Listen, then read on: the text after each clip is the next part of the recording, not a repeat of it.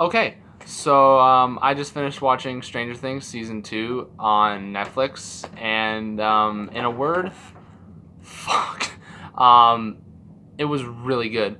So I'm actually gonna be making two videos for this. First is gonna be the non-spoiler review.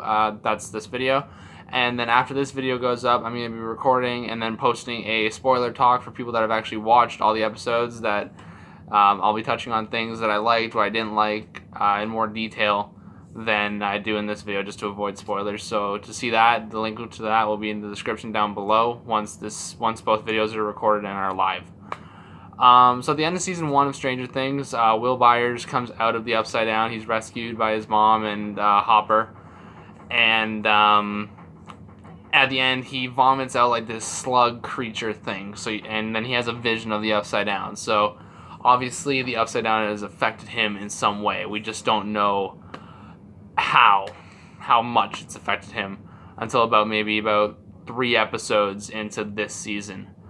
The acting is just phenomenal. Everybody plays their part so perfectly. The kids, Finn Wolfhard, and the others, and I hate calling them the others, but I only know Finn's name because he's got a really cool name. But just like the group 4 plus the new addition of Max, they are all just fantastic.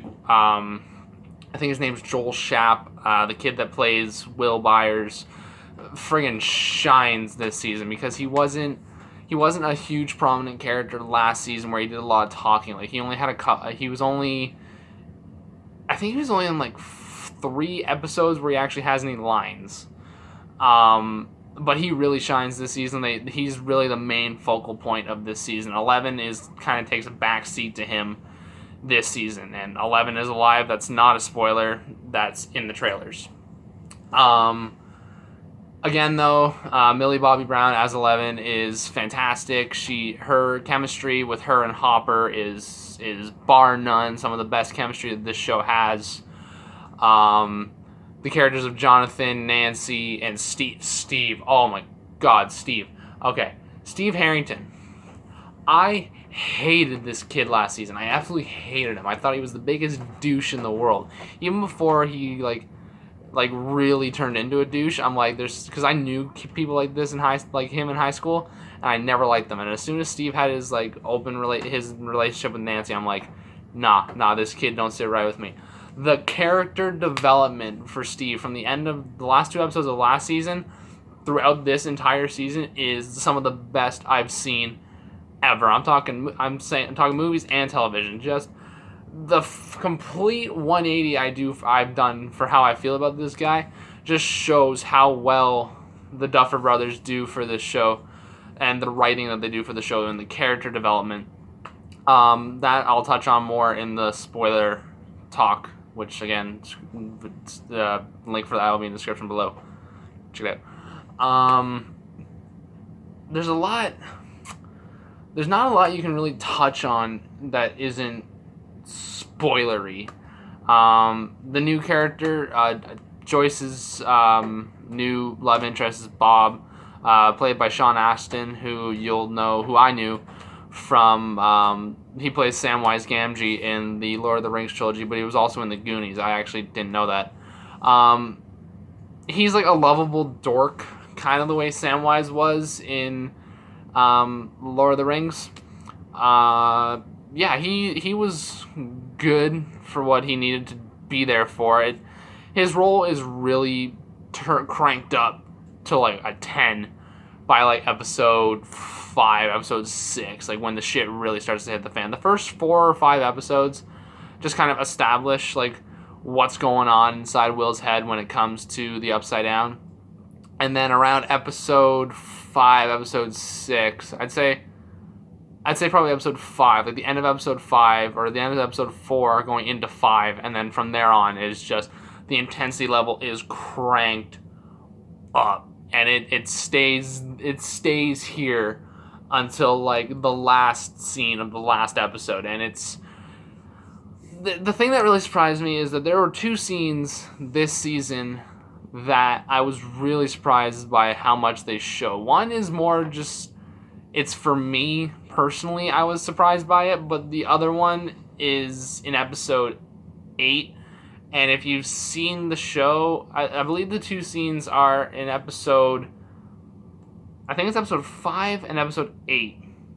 I know one is episode 8 for sure, and if you've seen the season, you know what scene I'm talking about, and I will talk about that more in the spoiler review. And then the other one is in episode 5 with Dustin in his room. That scene kind of, it surprised me. I wasn't mad. I'm not going to be like, oh, Stranger Things, what are you doing? Like, I'm not going to be like one of those moms or whatever, or those dads, like, you know, like, oh, the violence is too much. Like, no, fuck that shit. I don't do that crap. Episode 8 and episode 5 had two scenes that really surprised me where I'm just kind of like, oh, they went there. Kind of like how I felt for It with the opening scene in It, where I'm like, oh, they went there. But the difference is that It has an R rating. Stranger Things, I believe, is either PG-13 or is 14A. I don't actually know if it has a rating or not. The storytelling, again, is just fantastic. One little gripe I have is that episode 7 is super unnecessary. Like, it's just kind of there because I guess maybe they ran out of ideas for the other characters. Again, I'm not going to spoil it. That's for the review. That's going to be in the description. Overall, again, I'm going to touch a lot more on this kind of stuff in the review, the spoiler talk, if you haven't seen it. If you have seen it, sorry. Overall, if you haven't watched Stranger Things Season 2 or even Stranger Things Season 1, I don't know what you're doing with your life. I'll be honest, I didn't actually start watching Stranger Things until about a month ago because I didn't actually have Netflix.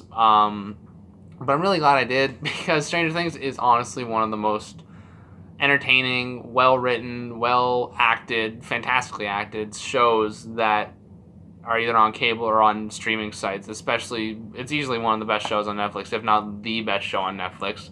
Come at me, fucking Sense8 or Black Mirror fans. Like, I'm ready for it. Or Riverdale. Fuck Riverdale. I'm sorry. I'm not trying to get the fans to come after me. I don't really get Riverdale.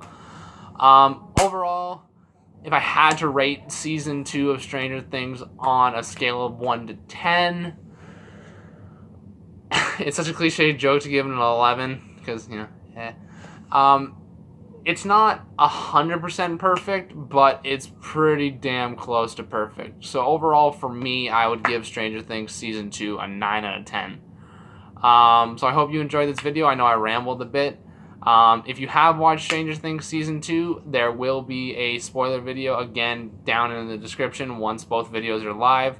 I would really appreciate a thumbs up. You can subscribe if you want to. I don't really make a whole lot of videos. I only do reviews if I feel like they're necessary. So, like, this one, Thor Ragnarok if I see it, Justice League, maybe just like a video game or something. I honestly don't know. But a like, a share, anything, even just a comment down below would be really appreciated.